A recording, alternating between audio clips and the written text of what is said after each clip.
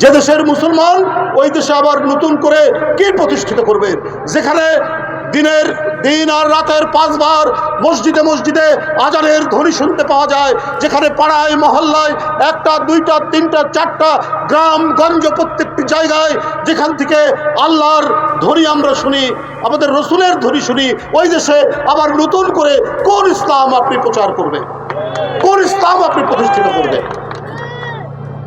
আপনারা নারীর বিরুদ্ধে কথা বলেন, কারণ আপনাদের হৃদয়ের মধ্যে ভিন্ন কিছু থাকতে পারে।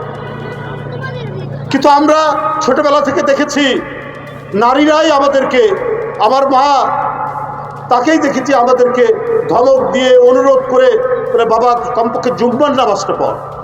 ইসলাম শিখিয়েছে যে দেশের নারীরা, যিনি প্রথম ইসলাম গ্রহণ করেছেন রসুলের কাছে, সেটা তো তার স্ত্রী বিবি খাদিজা। তাহলে সেই নারীর প্রতি আপনাদের অবমাননা, আপনাদের অসবর আচরণ, তাদের প্রতি আপনারা বিরূপ মন্তব্য করছেন। আজকে পাড়ায় মহল্লায় জেলায় জেলায় প্রত্যেকটি জায়গায় আপনার বিরুদ্ধে মানুষ বিক্ষুব্ধ, তীব্র প্রতিক্রিয়া দেখাচ্ছে। কেউ কালো কাপড় বেঁধে মিছিল করছে, কেউ ঝাড়ু মিছিল করছে। এখন ইসলাম যেটা সবচাইতে ঘৃণা করে যে বিষয়টি, সেটা হচ্ছে মুনাফিকি আর হলো মিথ্যা। এই দুটাকে ইসলাম ঘৃণা করে। কখনোই এটা ইসলাম প্রশ্রয় দেয় না, বরং ইসলামের আবির্ভাব হয়েছে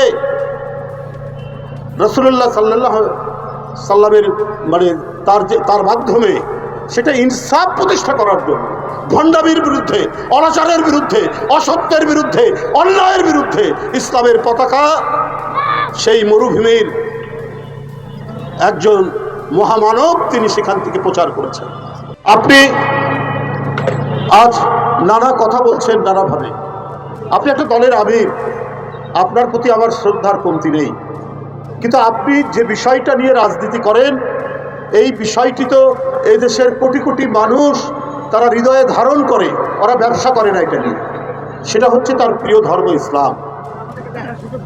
আপনারা ইসলাম প্রতিষ্ঠা করবেন কোন দেশে? বাংলাদেশে, যেখানে 92% মানুষ মুসলমান। সেখানে প্রতিষ্ঠার কি আছে? সেইখানে প্রতিষ্ঠার কি আছে? ইসলাম কি বাজাপ্ত হয়ে গেছে, তাই তাকে চিনে রাখতে হবে। এখন বক্তব্য রাখার জন্য অনুরোধ জানাবে এখন বীর মুক্তিযোদ্ধা, 1971 সালে যার 4 ভাই যুদ্ধে গিয়েছিলেন, তার যুদ্ধে যাওয়ার অপরাধে, তাদের 4 ভাই যুদ্ধে যাওয়ার অপরাধে পিতা মাতাকে পাকিস্তান সেনাবাহিনী গ্রেফতার করে নির্যাতন চালিয়েছিল। গুলশান বনানী উত্তরা হয়, কিন্তু আমরা যারা